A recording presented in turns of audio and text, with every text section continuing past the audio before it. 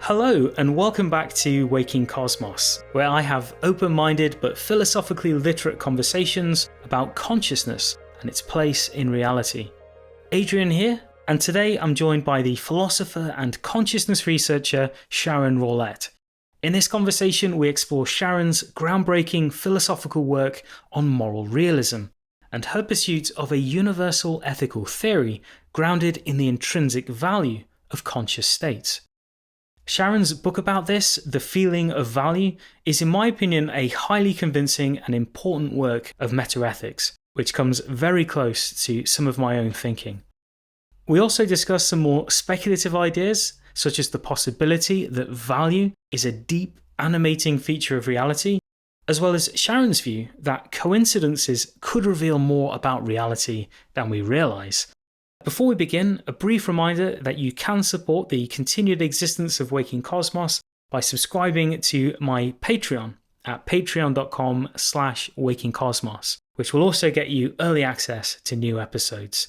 And to those of you who are already subscribed, thank you very much for your support. Okay, without further delay, here is my conversation with Sharon Rawlette. Hi Sharon, how are you? Good, how are you, Adrian?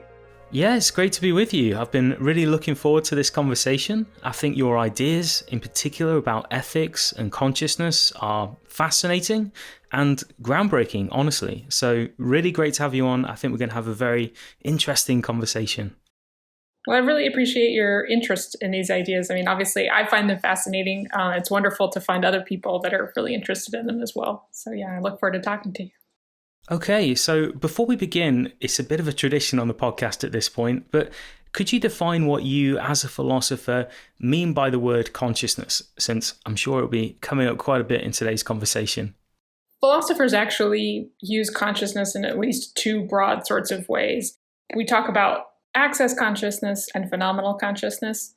So access consciousness is your ability to be conscious of certain information that you can access. So you can have memories that you can call up. You have the ability to access your thoughts or your beliefs in order to reason about them, in order for them to inform the way that you talk or the behavior that you have. But then we also talk about phenomenal consciousness, which is this feeling of what it's like to have thoughts, to have beliefs, to have perceptions. So access consciousness is something that we can observe from the outside, so we can tell whether a being is conscious in this way by the way that it behaves, and whether a person is conscious of certain things by whether those things inform what that person says or what that person does. But this question of whether there's something that it's like to be another person or some other being or even, maybe an intelligent computer is a very different question, one that we have a lot more trouble answering by just observing something from the outside, because it seems like it could be that people or computers or creatures could behave as though, behave in the same way that we behave when there's something that it's like to be us. But yet it seems conceptually possible that there might not be something that it's like to be that thing from the inside. So I think especially when we're talking about the questions that are coming up these days about the possible consciousness of computers, artificial intelligence, we really have to separate these two kinds of consciousness and say, well, what are we talking about? Are we talking about the intelligent manipulation of information, or are we talking about something that it's like to be the thing? And I think that second question, well, that's the one that fascinates me the most, and it's going to be the most relevant to what we're talking about with ethics today. Perfect. So today we're using the word consciousness to mean everything in the realm of experience, and specifically the what its likeness of conscious states. And so the precise term would be phenomenal consciousness. So Sharon, I'm very keen to talk to you today about this wonderful book that you've written titled The Feeling of Value. How did this book come about? Am I right in thinking that this was your doctoral thesis?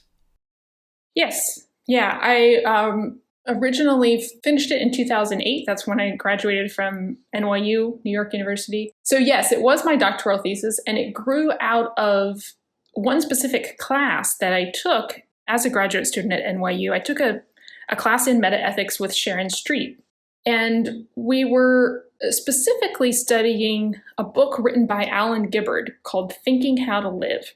And Gibbard's theory is that there are not objective moral truths in the world. We'll get into what this means, but his theory is that there aren't objective moral truths, but when we're talking about ethics, we're really just expressing our intentions to behave or to plan in certain ways. And that's really all there is to the concept of goodness or rightness. And I found this very unintuitive. It seemed very wrong to me that we didn't have any more substantive concept of what it was for something to be good or bad, except that we would intend to bring that thing about or to avoid that kind of thing. It seemed to me that when we have experiences like pleasure or pain, for instance, we directly experience something that has value in itself, that we're not projecting onto our experiences. The experience is just, pain is just bad by itself. That's how it comes to us. It wouldn't be pain if it didn't have that feeling of badness. And so I sort of had that intuition in that class, and I tried to explain it within this graduate seminar. And, it's still this inchoate intuition at that point. And I feel like a lot of people didn't have any idea what I was talking about. But I had this real drive to try to explain to other people what this intuition was and why I felt like these expressivist and other anti-realist views were just wrong, that there was something much more objective about ethics, something that was given to us in experience. And so I wrote a paper about it for that class, and then it eventually grew into this whole book. Wonderful. The first thing that jumped out to me from this book was that you have this very complimentary foreword from the philosopher Thomas Nagel, who is definitely one of my heroes and someone that's been a big influence on me, especially his book Mind and Cosmos from a few years ago. Was he one of your advisors? Yeah, he was actually my primary advisor, and he's actually the reason that I went to NYU, because I admired him as an undergrad. I can't remember the name of the paper. I read several of his things as an undergrad, but there was one particular paper that he wrote about the meaning of life, like searching for, what is the meaning of our existence?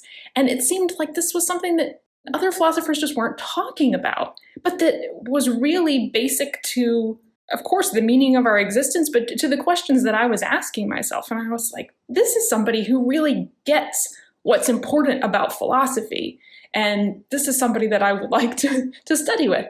So that's why one of the reasons that I ended up going to NYU. And honestly, he was a hero in philosophy. And this was a very famous philosopher. And I didn't really think that I would get to necessarily have him as my dissertation advisor. But things worked out so that I got to be his teaching assistant at one point, and we got to know each other a little bit. And then he graciously agreed to be on my dissertation committee, which was just wonderful. It was really great to have conversations with him, being somebody that I think took seriously these intuitions that you can have about value and meaning, and you're trying to put them into words and to break them down into concepts that you can reason about.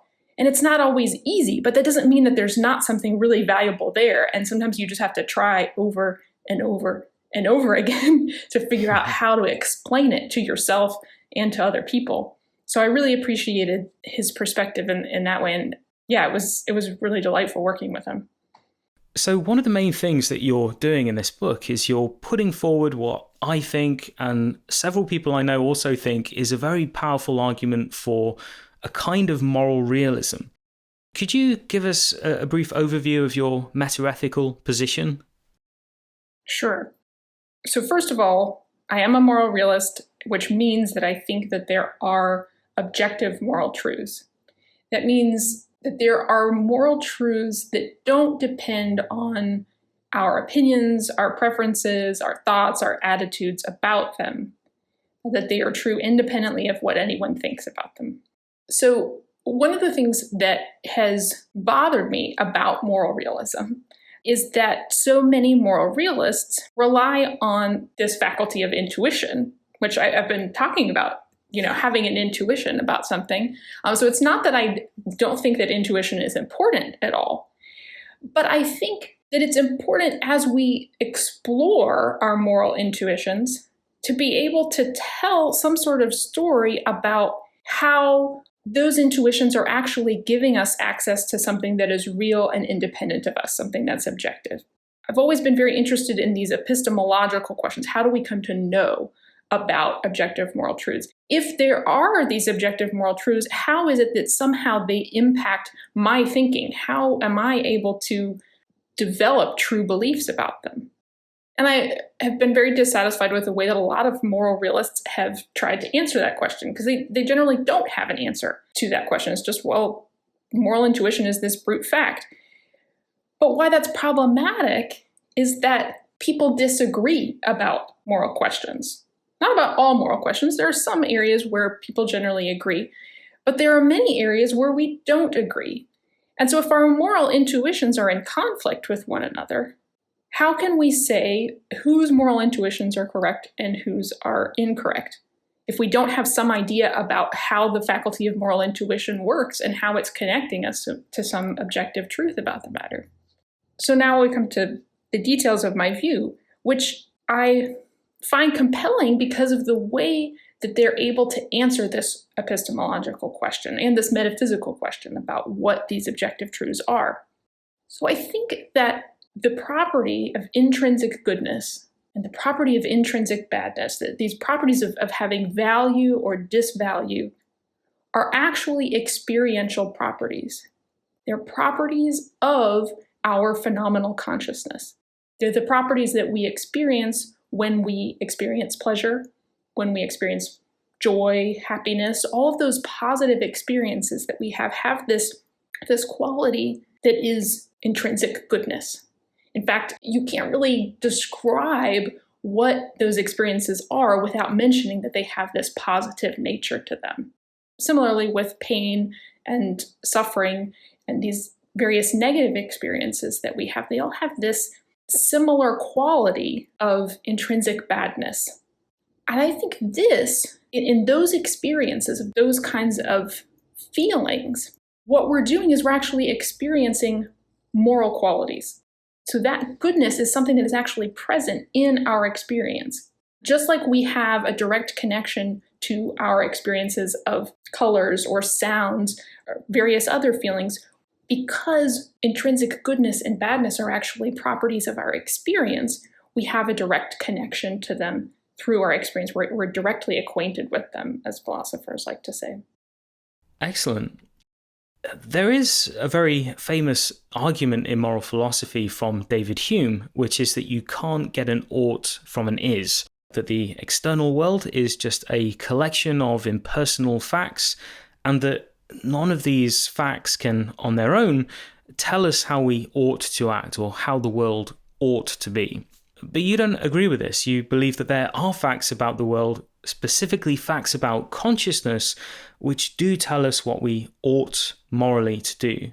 Could you give a bit more detail about how you bridge this gap between facts and values? Yeah, I do see where Hume is coming from on this. And I really like David Hume. And when I have studied him, I really resonate with what he does, because he takes these epistemological questions really seriously, and he's really examining our experience and breaking it down and trying to see if we can actually find justification for a lot of the things that we say that we know about the world. And I understand, if you look at most of the types of experience that we have, we're experiencing the way that the world is, how the world is.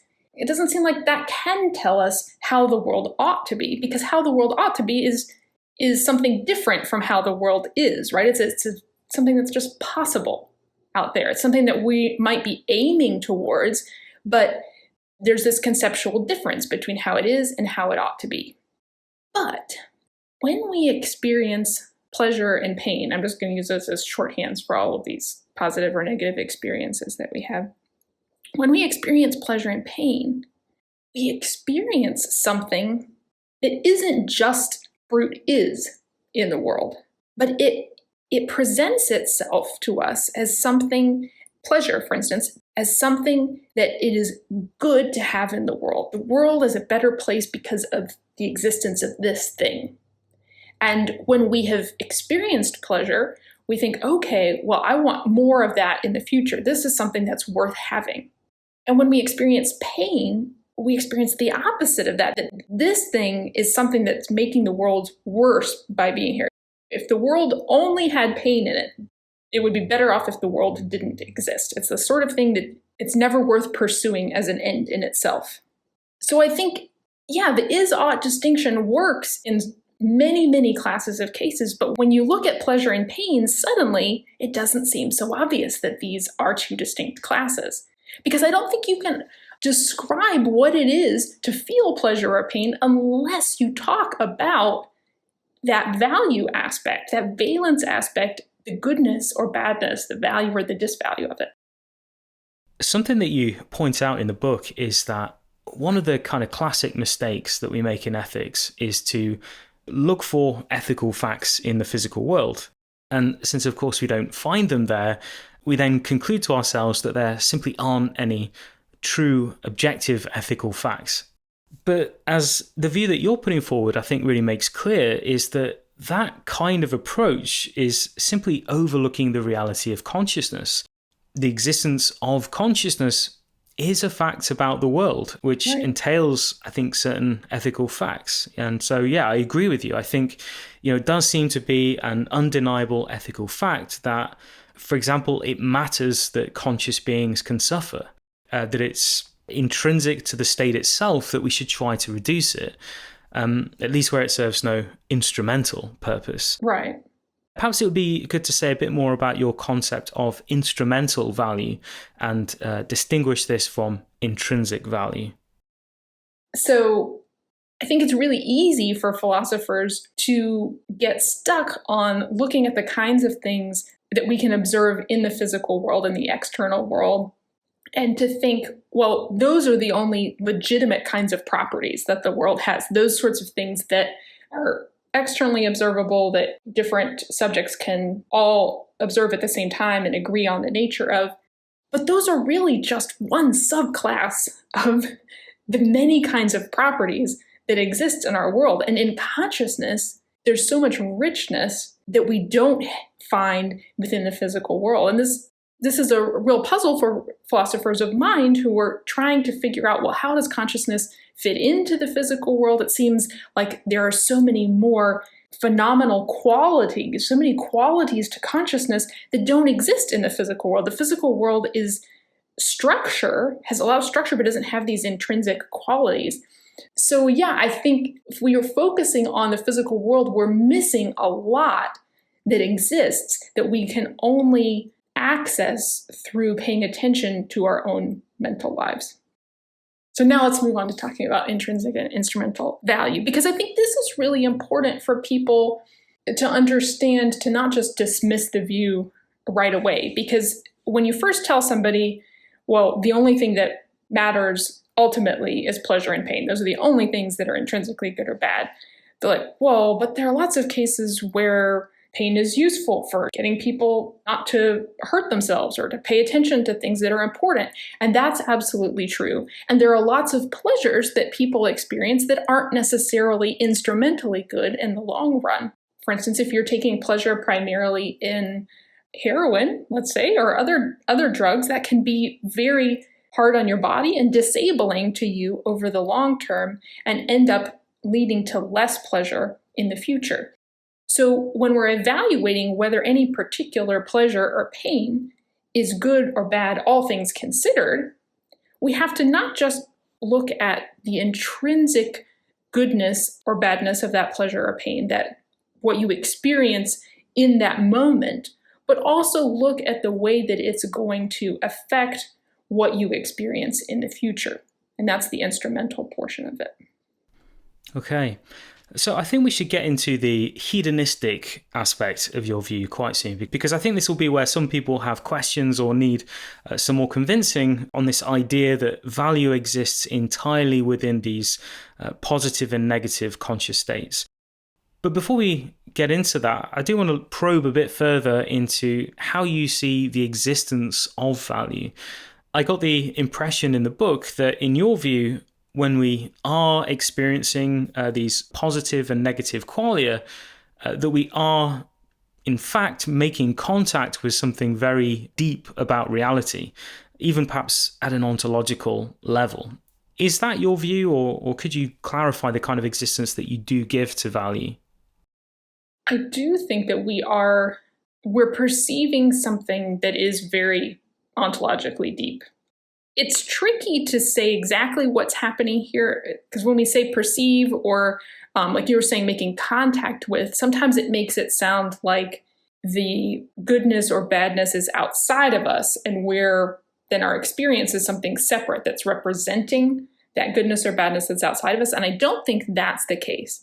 I think that when we are experiencing pleasure or pain or even other phenomenal qualities, we're actually being constituted by those things. Those things are part of who we are as experiencing beings in that moment. And so there's no distance between us and the thing that we're perceiving. So it's not that we're seeing some deep ontological reality that's outside of ourselves, but we're directly acquainted with it because that is our own internal nature. Right. There definitely are and have been philosophers who argue that value could be a deep feature of the universe, and even that the universe might be in some deep way an expression of value. So the philosopher Alfred North Whitehead famously argued along these lines. More recently, Philip Goff has defended something similar. So yeah, it might seem, I think, far-fetched to some people, this idea that value is an intrinsic feature of the world. But there are serious philosophers who do consider that. It's not, strictly speaking, the topic of today's conversation, but it is something that I think is worth keeping in mind.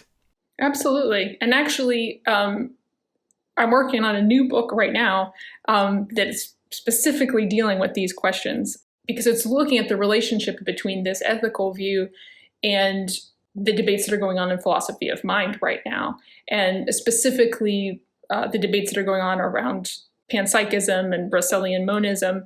And I actually think Alfred North Whitehead had a lot of really important insights about the way that value factors into the deeper nature of the world. And it actually is part of the inner nature of causality itself, which makes sense if you think about the way that pleasure and pain, they not only represent themselves as things that make the world better or worse, but they motivate us, right? When we experience them, they change the behaviors that we have and the decisions that we make. And I think in a way, we're having an inner experience of how causality works at that moment. So that's stuff that I'm exploring in this new book. So I really get what you're saying. I really think that is important. There's this whole deeper mystery about these things that David Hume, who looking at the external world and reducing everything to what we can externally observe, he said, well, yeah, we never observe causality. There's no sense impression of causality. But when you start looking inside, as Whitehead and others have suggested that we should do, then you start to see, oh, maybe we are acquainted with what's happening in causality. And we are acquainted with what's happening in this realm of value, and certain things can be better or worse than others. So I really think all of these mysteries are connected, and that maybe ultimately we're going to be able to shed a lot more light on the nature of consciousness by taking seriously the experience of value. Absolutely. And that is really the impression that I get from reading your book. Yeah, you're not specifically talking about panpsychism or Russellian monism in the book, but you have expressed in other places that you are open to the possibility that consciousness could be among nature's deep fundamentals. And that is a view that I am open to as well. To what extent would consciousness being fundamental have an effect on your ethical thesis? Could we still follow your view if we were, for example, a materialist about consciousness or an illusionist about consciousness? Would the ethical logic of your position still run through? I certainly don't think you have to be a panpsychist or a Russellian monist in order for my view to make sense. But I think the one thing that you do have to accept is that there is such a thing as phenomenal consciousness. There is a what it's likeness to experience certain things, because that's where that acquaintance with the intrinsic goodness or badness of pleasure or pain comes from. It doesn't come from the fact that they motivate us, although, I mean, that's also important, but that's not where the thrust of the normativity, the ethical impulse comes from. It comes from what it's like to experience these things. It's not just that they motivate us, but that they justify that motivation. So if you don't think that there is a thing that it's like to have pain or pleasure, then I don't think this view is going to be compelling to you.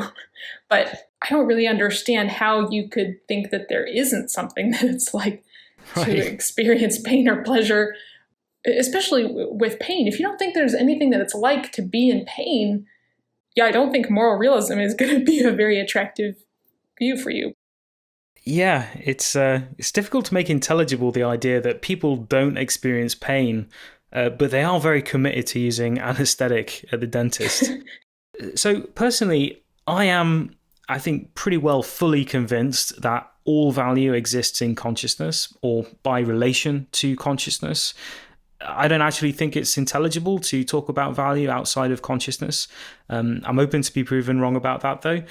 But I do think it's very difficult to shake the intuition that there is something more to value in the universe than just pleasure and pain, even very broadly defined. When I think about just how vast the state space of consciousness is and just how little of it that we've explored so far, I do feel that there may be other important dimensions of value that we are just not aware of yet. Is that at all a concern that you have, or are you confident that these kinds of positive and negative normative qualia are the only conceivable source of intrinsic value? So you think that they necessarily have to do with consciousness? So would it make sense for there to be value without experience? Yeah, that's right. Okay. But then on the other hand, you say, but maybe pleasure and pain aren't exhaustive of all of the things, all of the experiences that could be valuable or disvaluable. Yeah, that's right. Well, let me make clear, because I've been using sort of pleasure and pain as these shorthands, and sometimes that can be misleading. So when I'm saying pleasure, what I really mean is all experiences that have positive normative qualia. These are all the kinds of experiences that you could have that would have this positive valence, this ought-to-be-ness. And that when I'm talking about pain, I'm not just talking about pain, I'm talking about all of these things, all of the experiences that we have that have this negative valence, this ought-not-to-be-ness. I certainly do not want to rule out that there could be even more kinds of experience that we could have that could have these positive and negative valences to them than what we have already experienced, in our limited time here on Earth. It could be much, much more vast. But I think, along with you, that somehow it's got to be experiential. For it to be goodness, it has to be experienceable, and it has to be positive. So I almost feel like the way that I'm trying to define what the positive normative qualia is would automatically encompass any of those other experiences that we have. Right. Okay, so in the book, you have described the view that comes out of your metaethical position as a form of utilitarianism. And I think utilitarianism, much like hedonism, is quite often misunderstood, especially outside of philosophy. So perhaps you could just first outline for people what utilitarianism is and how the view that you arrive at differs to classical utilitarianism, which is also, I think, hedonistic in its outlook. So utilitarianism is a version of consequentialism, which is just the view that what you ought to do is to bring about the best possible consequences. Now, utilitarianism says something a little bit more specific about what the best consequences would be. It says that the best consequences are, usually it's put in terms of welfare. So what you should do is the thing that brings about the most total welfare across, all the people or all of the experiencing beings that you're taking into account. It's about maximizing welfare. Hedonistic utilitarianism, and the classical utilitarians were hedonistic, says, well, welfare ultimately just comes down to these positive and negative experiences that we have, the pleasure and the pain we experience. So if you're a hedonistic utilitarian, then you're going to say what we ought to do is to maximize the amount of pleasure minus pain in the world. Now, at a practical level, my view agrees with the classical utilitarians. But when it comes to the question of justifying this view, we're different. The classical utilitarians, I'm thinking particularly of Henry Sidgwick, who was writing a few decades after John Stuart Mill. But Sidgwick, the way that he justified his utilitarianism was by appeal to something that he called the principle of utility, which was we should maximize the amount of pleasure over pain. And the idea was that this principle was the best way of systematizing the moral intuitions that we have. So if we look at what sorts of things people think are good and bad, and we try to organize them into some sort of system, the system that we get, Sidgwick thought, is the principle of utility. This is the best way of explaining where our moral intuitions are coming from, that ultimately this is what we're aiming at in doing ethics. Now, I don't think that we need some separate principle of utility that we have to argue for or that we have to appeal to our moral intuitions in order to support. Because I think we have a much more direct epistemological connection to goodness and badness, and that's these experiences of pleasure and pain. I think the ethical oomph, the oughtness of ethics, comes from the intrinsic nature of these experiences. So the badness of the pain is itself the reason to avoid it. You don't need an additional principle of utility that says, well, you should avoid pain or you should maximize good experience over bad. No, it's the experiences themselves that give you that normativity, that give you that oomph.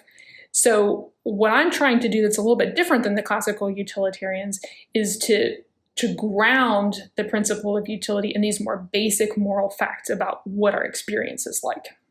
Yes. This, I think, is what makes your view more elegant in a way. You don't need this principle of utility because these positive and negative states entail within them the to be promotedness or the to be minimizedness of them.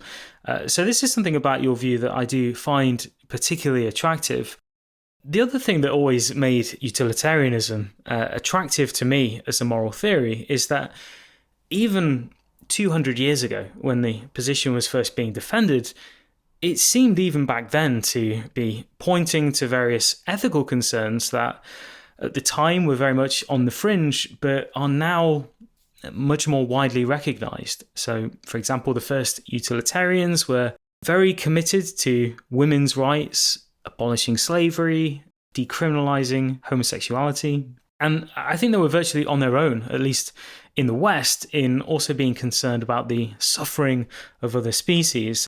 Today, of course, none of these issues are particularly controversial, but 200 years ago, a lot of that was just unthinkable. So it does, to me, I think, count in favor of the view that it has been quite an accurate forecaster of what many people would now recognize as moral progress. Yeah, that's a really good point that I haven't heard. I don't know if I've heard other people make. I think that's a really important observation. I think it's a view that is progressive. So instead of simply trying to find an ethics that accommodates our current ethical intuitions, utilitarianism, instead of some moral views that would just take those, basic moral intuitions as given, utilitarianism actually gives us a tool for exploring when our intuitions might be right or wrong, or what sort of information we should try to gather in order to have better views about what we ought to do. So, yeah, it does have this progressive elements that is important.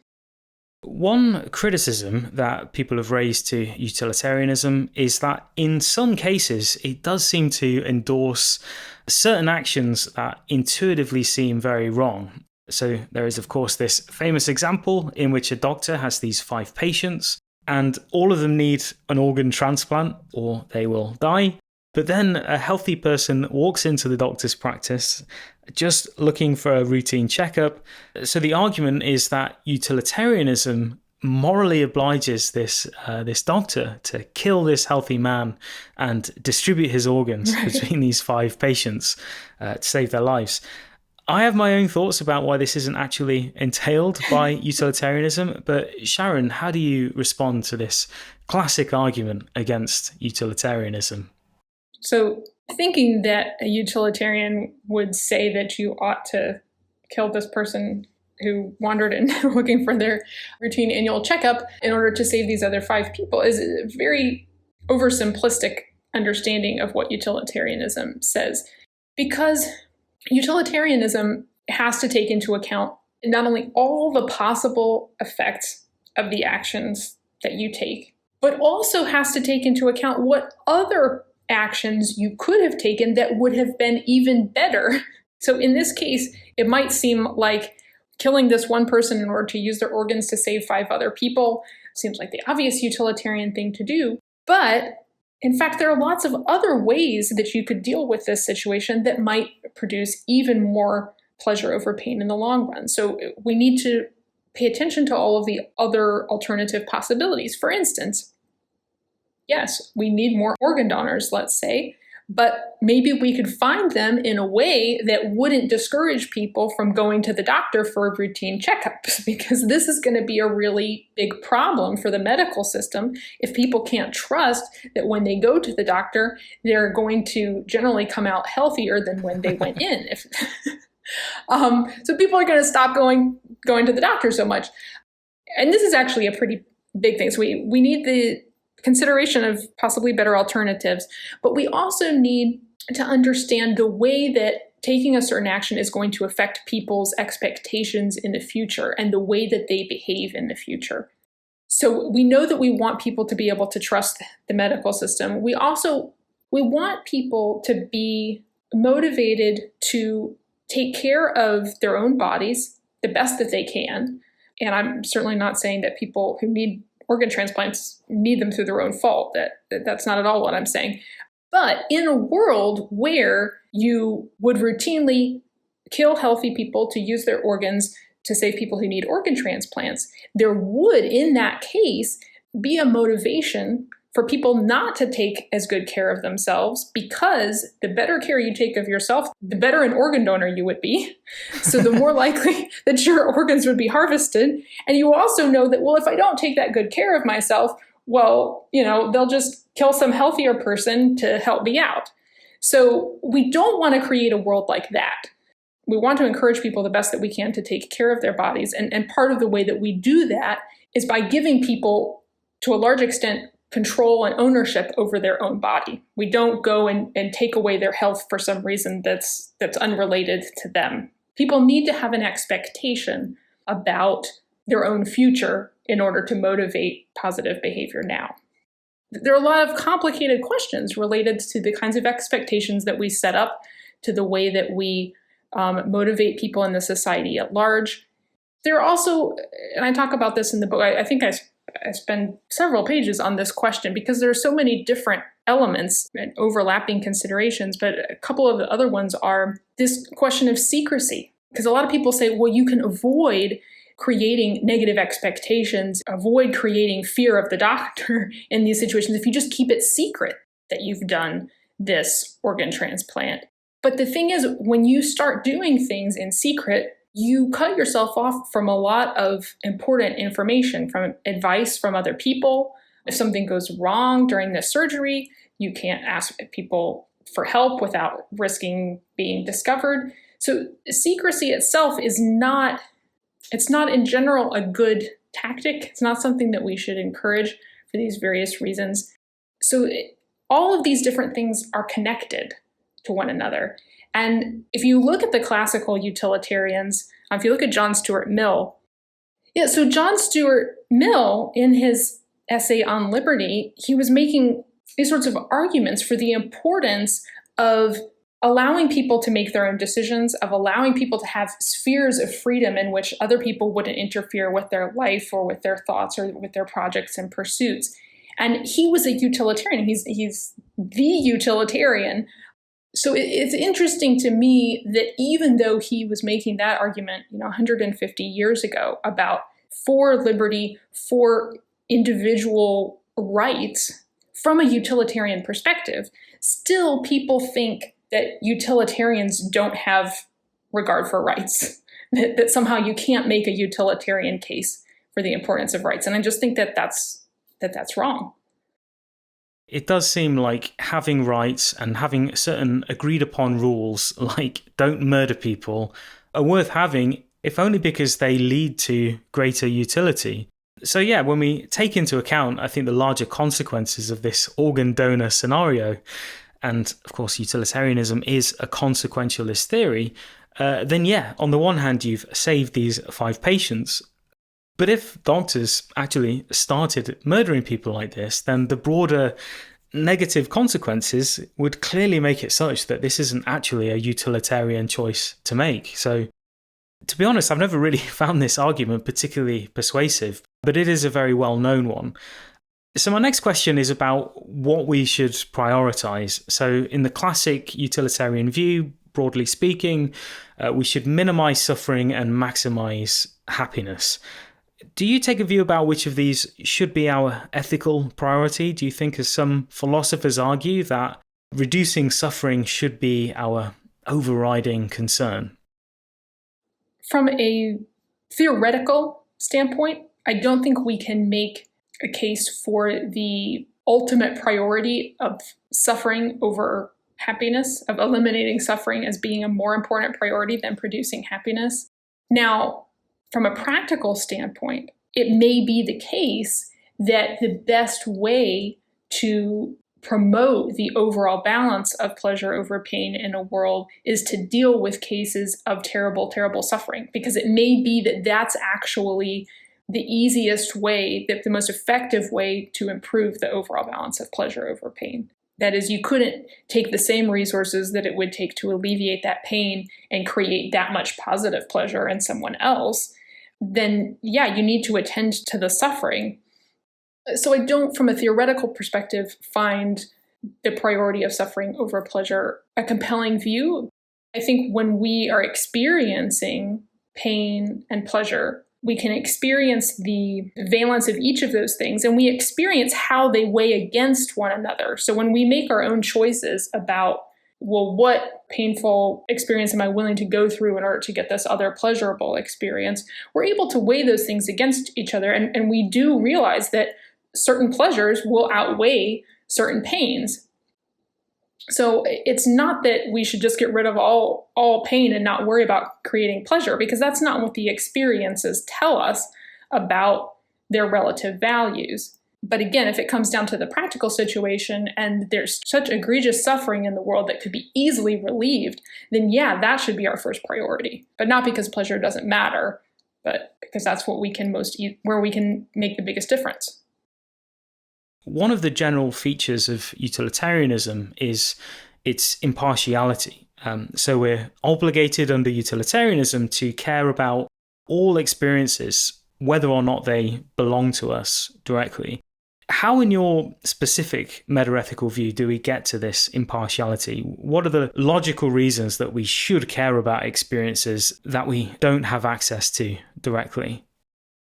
I think there's both a positive argument to be made here and a negative argument to be made. So let's start with the positive one, which I think comes from, again, the nature of the experiences themselves. When we introspect on them, when we introspect on, say, an experience of pain, when we feel that ought not to be-ness, or that the badness of that experience, we're not experiencing a relationship to a particular agent. All we're experiencing is that this thing right here that I'm experiencing, this pain, this is bad. It would be better if this didn't exist. And I think what we feel is that anybody around us who would have the ability to make that thing not exist or to cease to exist has a reason to do so. That reason is just the intrinsic badness that we're feeling. But the connection to action doesn't have to come through having the experience yourself. The connection to action comes from the fact that somebody else could prevent it. And the ability to prevent something that is intrinsically bad means that you have a reason to do it. So I don't think that there's an intrinsic connection to it, a particular agent or a particular action. I think it's a blanket ought to be-ness or ought not to be-ness that we experience. But then the negative argument is if you look at what it would mean to justify a view on which pain and pleasure are only normative, they're only reasons for the people who are actually experiencing them, I think you run into a lot of difficulties, particularly with identifying the boundaries of personal identity. Somebody who is an egoistic hedonist says, so they think, well, yeah, pleasure and pain are all that matter, but only my pleasure and pain matter for me. That person has to figure out, okay, well, which pleasures and pains that I could bring about in the future, which of those are actually mine? Well, this idea of personal identity over time has always been something of a conundrum for philosophers.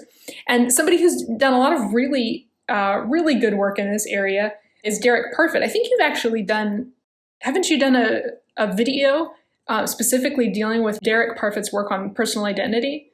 Not specifically about Derek Parfit, okay, but I am very familiar with his reasons and persons. Yeah. I did do a video about split brain patients, which got into some of this stuff. Oh, yeah. So this is one of his cases. So let's talk about that for a second. So when he's trying to show how personal identity is actually a vague concept, an indeterminate concept, he asks us to imagine this case where he himself, Derek Parfit, is in a car accident with his two triplet brothers. And in this horrific accident, Derek Parfit's body is completely mangled beyond recovery.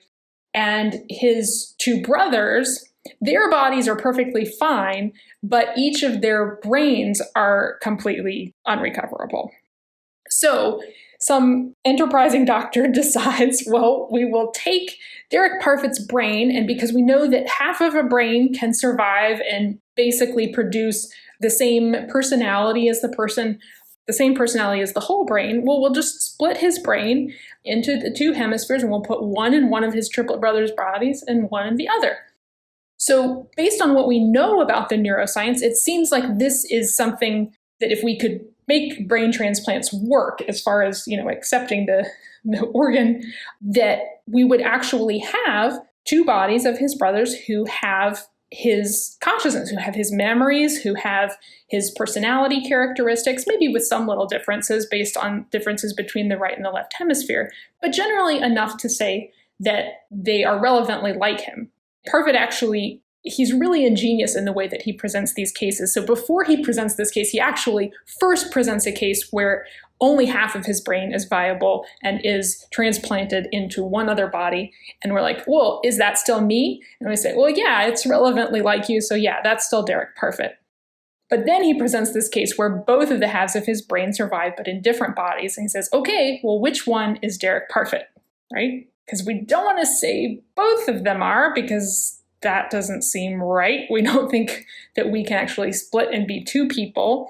But we don't want to say that neither of them are, because in the case where only one half of the brain survived, we would say that Derek Parfit survived. So what's going on here? So there's one case where personal identity, it's not easy to figure out what you should say in this case. It doesn't seem like there's a determinate answer. And another case, which is a little bit easier to describe, he talks about taking his brain and nerve cell by nerve cell, or replacing his brain with the cells of Greta Garbo's brain when she was like 30 years old or something. So one by one, we start taking out Parfit's brain cells and putting in Greta Garbo's brain cells. At what point is this brain no longer Derek Parfit? And at what point does it become Greta Garbo instead? There's no clear line where it changes from being one person into being the other person. It just seems like there are these various relationships of psychological continuity and connectedness between these brains at different times, but there's no definite line. So if we then take those observations and we transfer that to the ethical case, Well, personal identity is this very vague sort of concept. We don't have a definite line where personal identity starts and stops, and it seems like it could be a matter of degree in a lot of cases. How does this affect what positive and negative experiences in the future are normative for me now? Like, how much does my future brain have to be like my current brain for those future experiences to be normative for the current me? And what we realize is that we're always talking about some degree of this psychological connectedness and continuity. But is psychological connectedness and continuity relevant to what we ought to do and whether pleasure and pain ought to be promoted or avoided?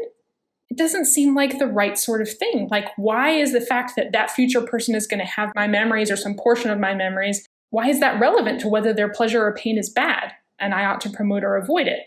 Why not pick some other random property about this? Like, could be the fact that, well, I'm wearing a red t-shirt today, and if my future self is, or if that person in the future is wearing a red t-shirt, then I should promote their pleasure and avoid their pain. But if they're not, then it doesn't matter. I don't think that there's a compelling connection between simple psychological connectedness and the similarities in memory and personality that would make pleasure and pain normative in some cases and not normative in others. Yeah, and I think it's true to say, and I think Parfit also says this at some point, but that we are as different to ourselves at different stages in our lives as we are to other people. So yeah, it doesn't really make sense to care about only our future experiences because, like you say, when you actually start to examine the self, it seems like the closer you look at it, or the more sort of angles that you look at it from, the more it starts to look like kind of an illusion, or at least not a coherent concept. I do wonder if there is another way to impartiality. This is a way that I've explored, but I think I might actually like your way better. But is it possible, do you think, in utilitarianism to get to a kind of impartiality if we come to see ourselves as consciousness itself? Since the self breaks down when you try to look for it, what we're left with, what is not apparently reducible, is consciousness. And so in that identity of consciousness, then all experiences become our own in this kind of open individualist extended sense. I don't know, is that... No, I'm sorry, because you can't see me, you can't see them. I'm thinking very thoughtfully about what you're saying, because I think it's a very compelling way of looking at things. And I do tend to think of consciousness as this very holistic, very connected thing. It actually makes me think of some of the work that Sharon Street is doing with the way that meditation and the insights that you can have about consciousness in the state of meditation can inform your understanding of ethics. So I do think that there's something very insightful and important there. And I don't know if I can say more about it than what you just did, but I definitely think that route is also worth exploring. Absolutely. So a while back, I interviewed the philosopher David Pearce. He's also another hedonistic utilitarian.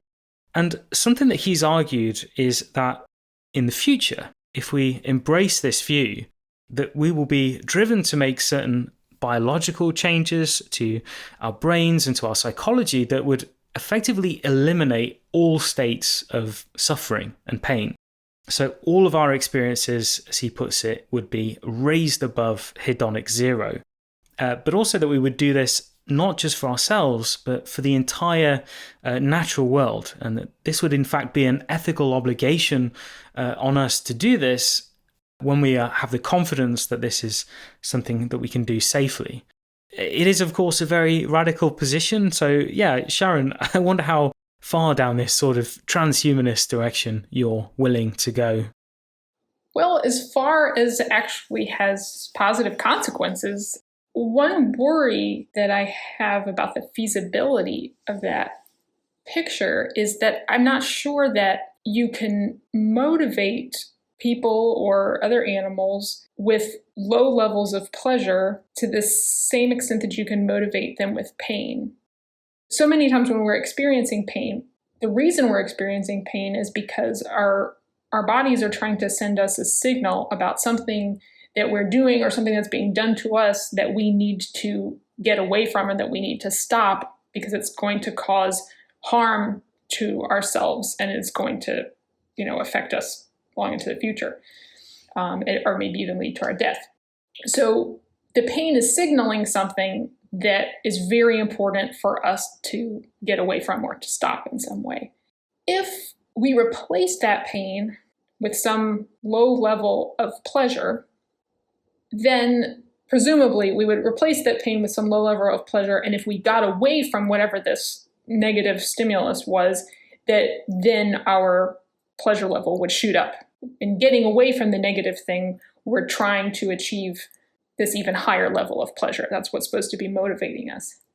I'm not sure that that would actually work because there's something about a qualitative state that is worse than nothing that motivates us in a way that I don't think if you have, a state that's, sort of ho-hum, but it's still a positive state, you're not necessarily going to be motivated to get to the even better hedonic state. Partly because you have to be able to vividly imagine what that other hedonic state is in order to get that motivation going. Whereas in the pain state, all you have to imagine is getting out of this state. I haven't read David Pearce's book. Maybe he has a response to this worry, but that's the first thing that comes to my mind. Yeah, I think he does. I think he's thought about all of this pretty thoroughly. Yeah, to be he's honest. thought about it for a while. Yeah, let me give you like a concrete example. The work that was done with trying to help leprosy patients. One of the things that happens with leprosy patients when they can't feel their fingers, say, is that they don't know when they're actually damaging them, and they end up cutting them or damaging them in other ways that eventually lead them to get infected, and they have to be amputated. So this one particular doctor, Paul Brand, actually pioneered these various devices that were meant to help leprosy patients be aware of things that they were doing to their hands, even though they didn't have sensitivity in them. So he had these special gloves that were made that would sense damage to the fingers and then alert the people to what was going on. Unfortunately, it didn't work. At least in the first iteration, it didn't work because they just ignored the signals. Like the gloves were saying, "You're hurting your hand, stop doing this," and they would just do it anyway.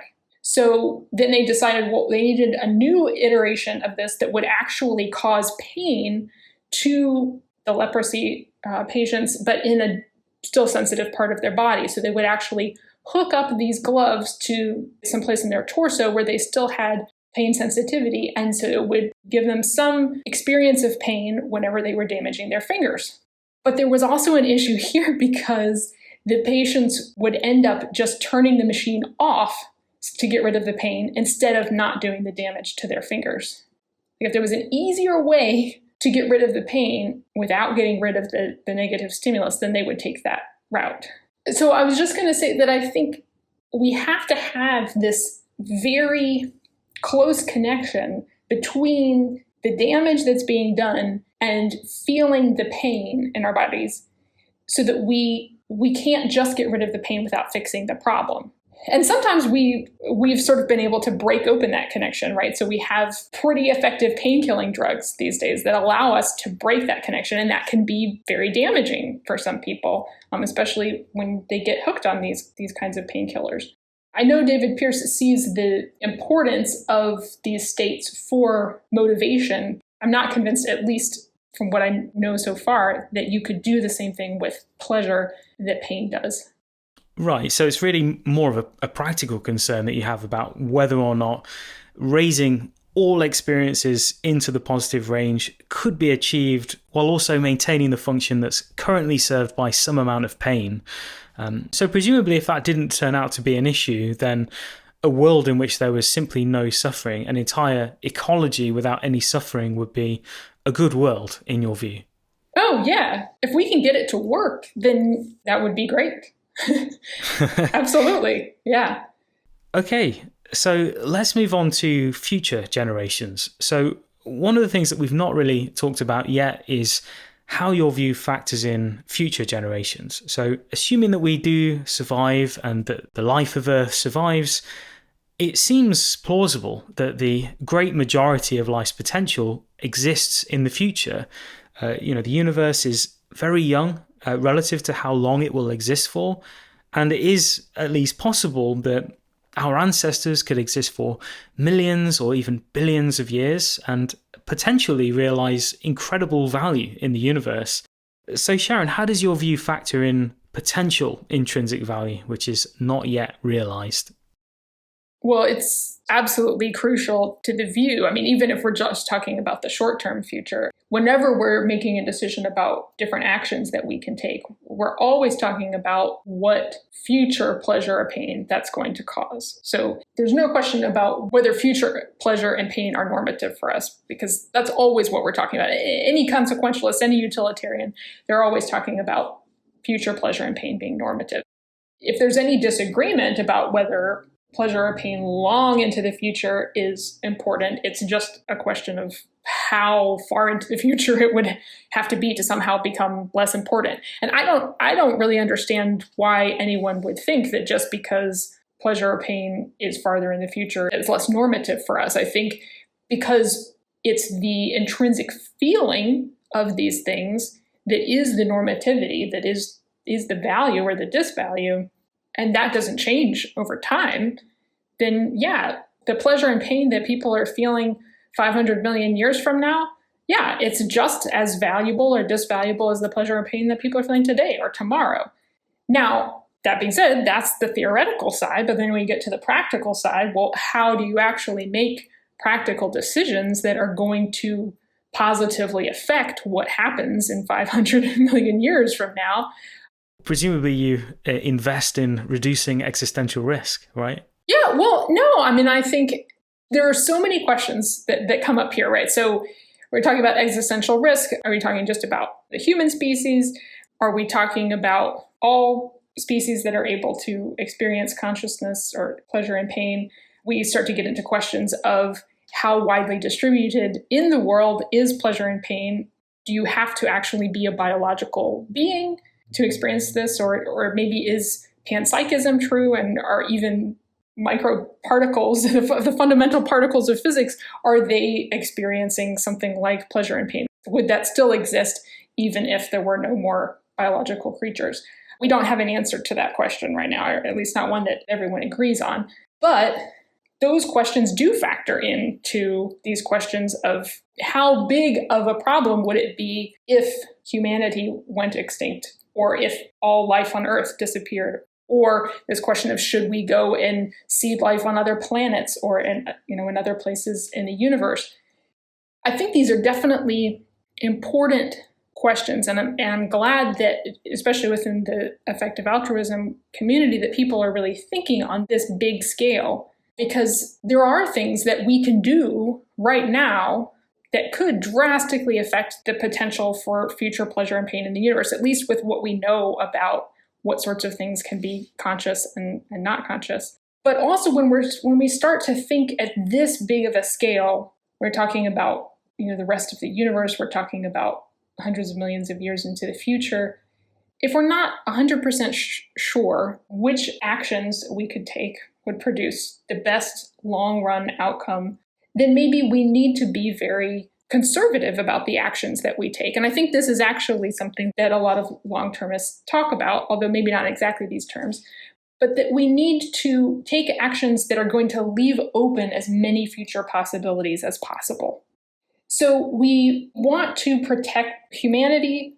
We know that humanity experiences this kind of pleasure and pain, that the experience of humanity we feel generally is valuable. So that's something to protect and make sure that this can still exist in the future. But there are all these other kinds of biological life that it seems like we should protect into the future.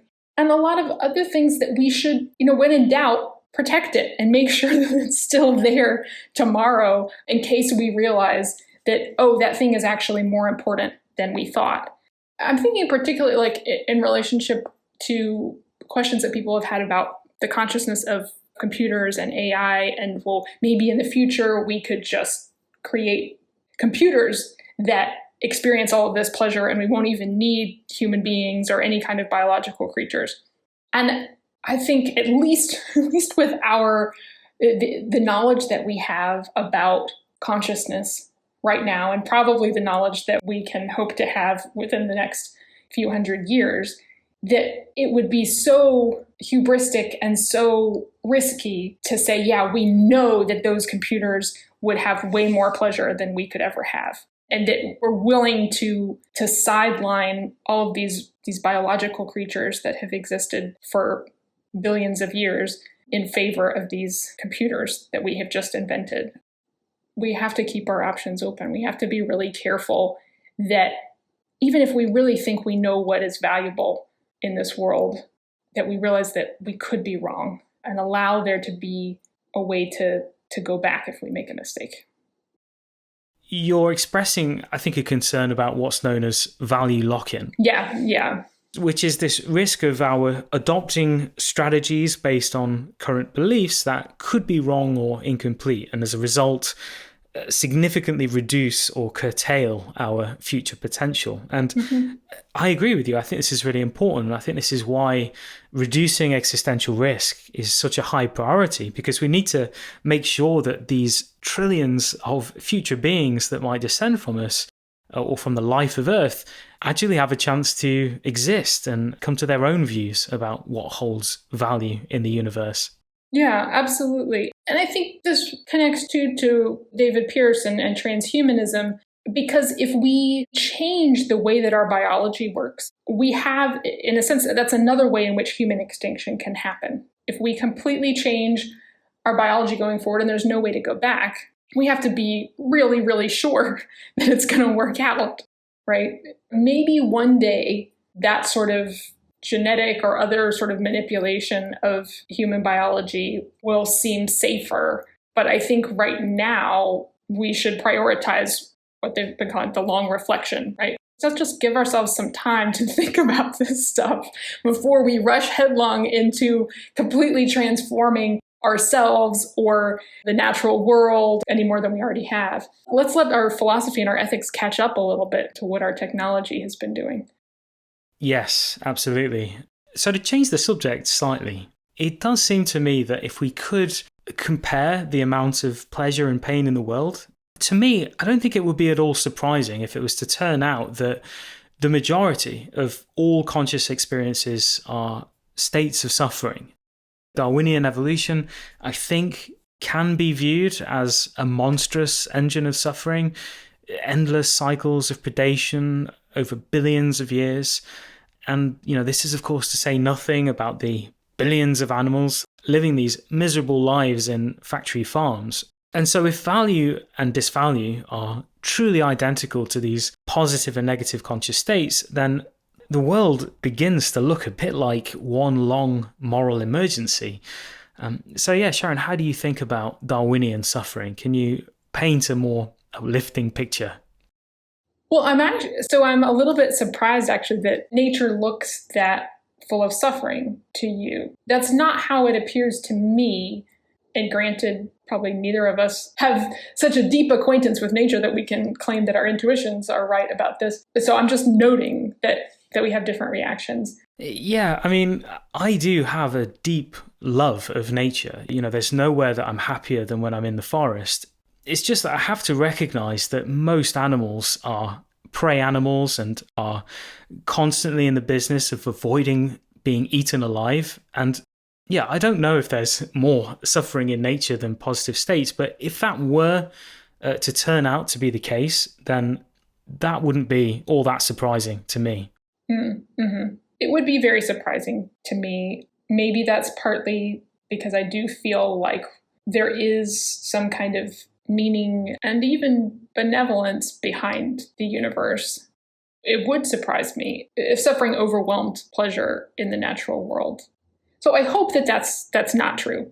Me too, obviously. Yeah. But at the same time, I think that the problem of suffering, whether it's specifically Darwinian suffering or more generally, is real.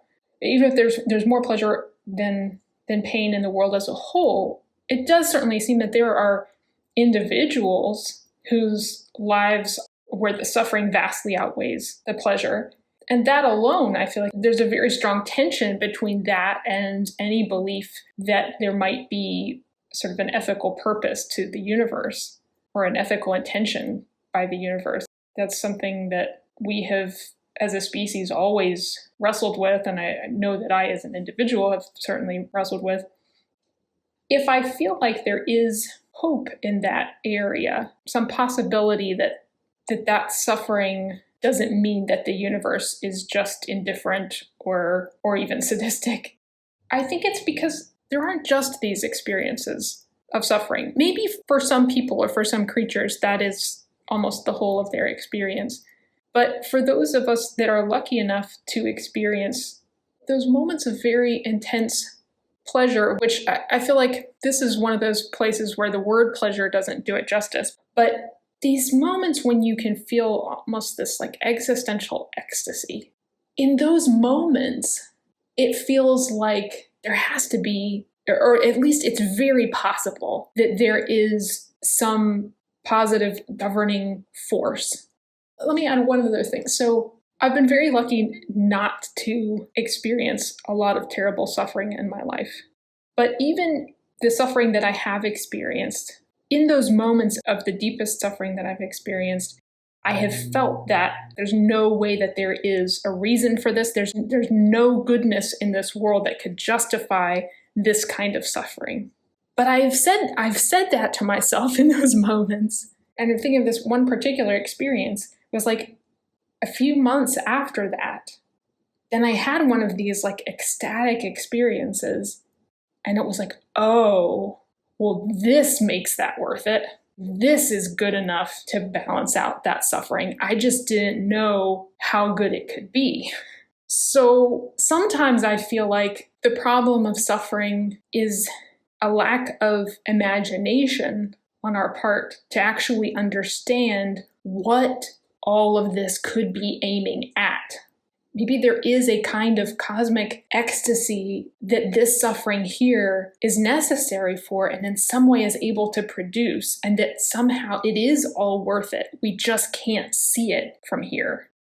Yeah, and I'm certainly open-minded about some kind of natural teleology in the universe. I've looked into that quite a bit, but with regard to this imbalance of pleasure and pain in Darwinian evolution, I do think perhaps a more optimistic view, if that is the case, I think a more optimistic view is to imagine how far life could improve in the future. So one of the really striking things about long-termist thinking is that we potentially exist at the very beginning of history, and that life may develop in ways that we simply can't imagine. And I know that, many people are quite allergic to transhumanism or interfering with nature in ways that could have deleterious consequences. But I think that one way that we can look at this is that evolution is becoming conscious of itself. So evolution, as it is enlisted consciousness and developed intelligence, is slowly redirecting itself away from what may be a blind reproductive process that entails a lot of needless suffering towards a conscious evolution that is directed towards conscious value, and to eventually explore regions of conscious value that we are currently completely blind to. And so on the one hand, maybe we do emerge from this brutal Darwinian nature, but perhaps it is entailed within that process that by enlisting consciousness and then intelligence, that this evolutionary process, perhaps even as part of the universe's evolutionary process, it can eventually become this radically benevolent force. I don't know, is that... Mm-hmm. Yeah, no, I think... So I was sort of imagining the positivity that would outweigh all of this suffering as being something that you could experience that a single subject might be able to experience in a single moment. And what you're saying is, well, maybe it's not that. Maybe it's spread out over millions of years, over millions and billions of subjects. And that's how we get that immense positivity from that enormous population through time. And in this evolution to a state that doesn't require perpetual suffering in order to progress. Yeah, I hadn't thought about it before, but I think there's an interesting connection between and parallel between those two views. So Sharon, in addition to this, I think, groundbreaking book about ethics, You've also looked at various other relatively controversial subjects, but with a very open mind. You've written an entire book about synchronicities, which, for people who don't know, this is the name for, coincidences which appear to convey some kind of meaning from the universe. It's a concept that in Western thinking, I believe, originates with Carl Jung. So yeah, I'm very interested to hear your general view about why this is a subject that people should actually take seriously. So let me first offer a slightly more technical description of synchronicity, although I think you've gotten at the core of it, but I actually tend to call them coincidences because synchronicity does imply that there is meaning to it. There's some process of meaning.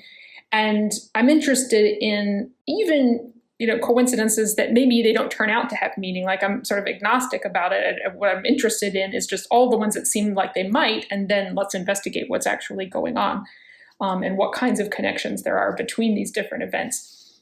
I go back and forth actually about which term is best to use, because it does seem like in popular culture, synchronicity is becoming the word of choice. But it does sort of imply that you do think that they're significant, or you think that Carl Jung was right in sort of the way that he theorized about them.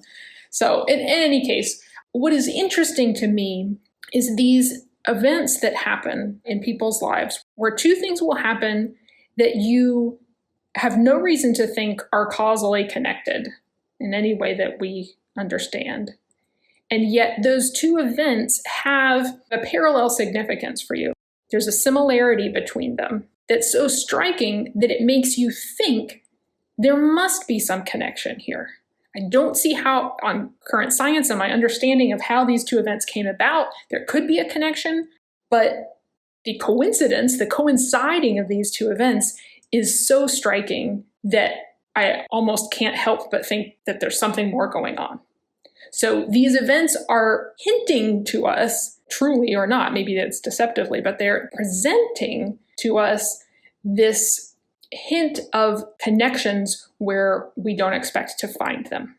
There are all different kinds of events where this can happen, but I think where people experience it most commonly is what seem like telepathic connections. So, you might think of somebody that you haven't talked to in months, and then right then they call you on the phone or they send you a text message. Or you have a dream one night about something, really improbable that seems, kind of crazy.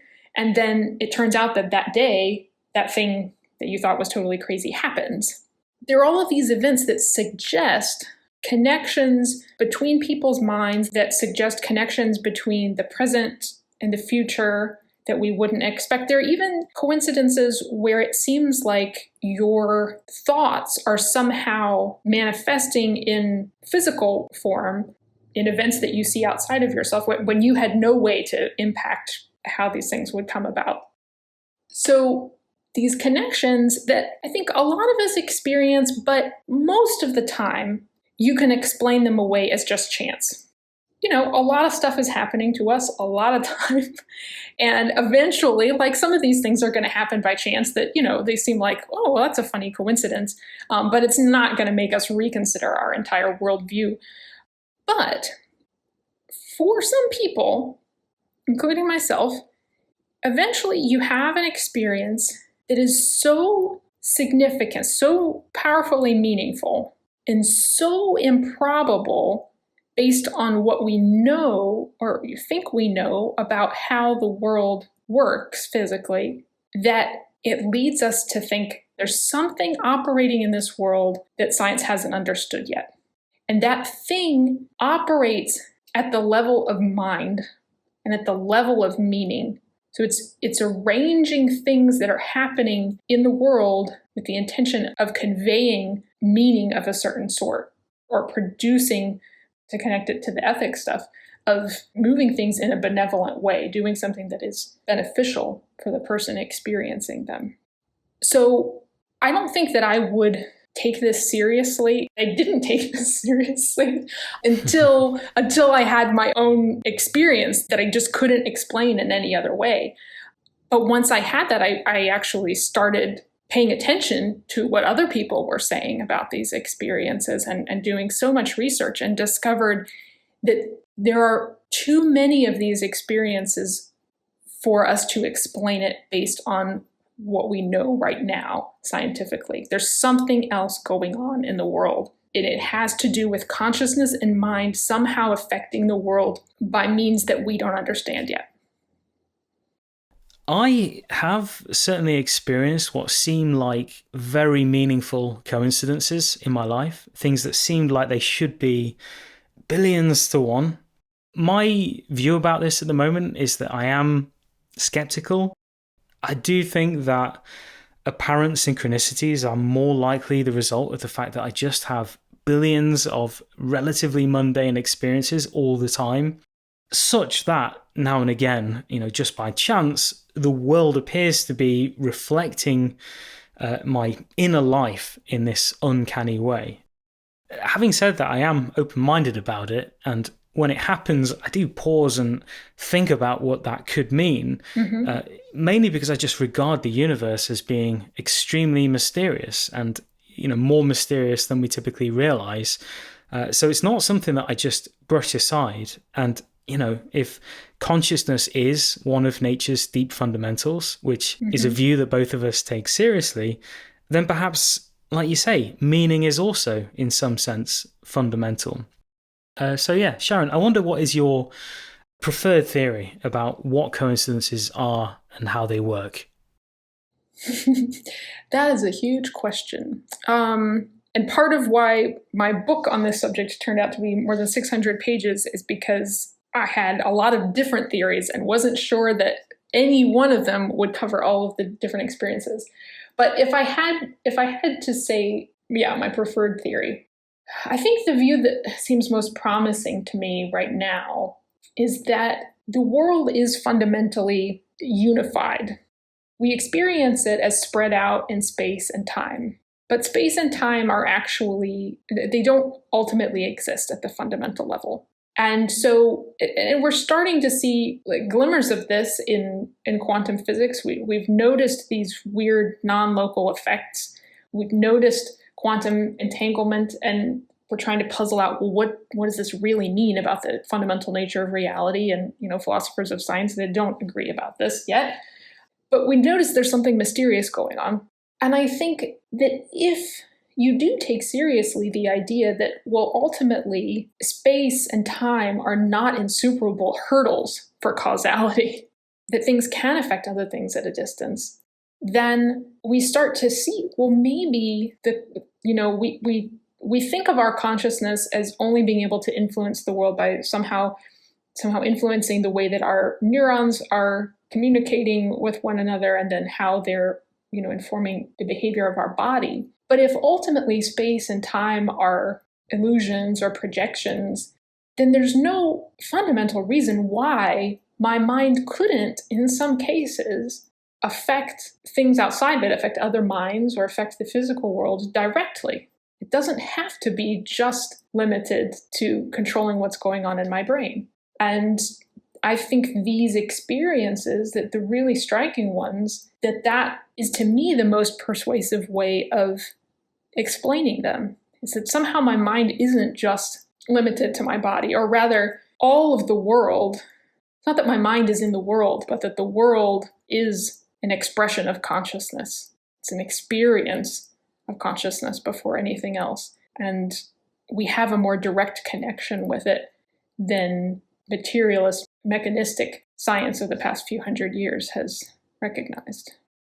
Sharon, we've come to the end of our time together today. I would love to just keep talking to you about your work. I really hope that we can do this again in the future. But for now, where should people go to find out more about you and your work and continue exploring your ideas? Well, you could definitely check out my website, Sharon Rawlette, and Rawlette is spelled Rawlette. It's SharonRawlette.wordpress.com, or you can just Google my name and you will find it. You'll see all my books in various genres, and links to my various scholarly articles and things there. Okay, I will make sure that there are links to all of those in the description of this episode. Yeah, this has been great. Thank you very much for being so generous with your time, and I sincerely hope that we can do this again. This has been a wonderful conversation, Adrian. I really appreciated the depth of your questions, and I've learned a lot. Hi everyone, Adrian here. I hope you enjoyed this episode of Waking Cosmos, where I have open-minded but philosophically literate conversations about consciousness and its place in reality. Wherever you're listening to this, please consider helping us to stimulate the algorithm by giving us a nice rating or a thumbs up. And if you'd like to go further, you can support the continued existence of Waking Cosmos by becoming a patron at patreon.com/wakingcosmos. Okay, that is about it from me today. I hope you have a beautiful day.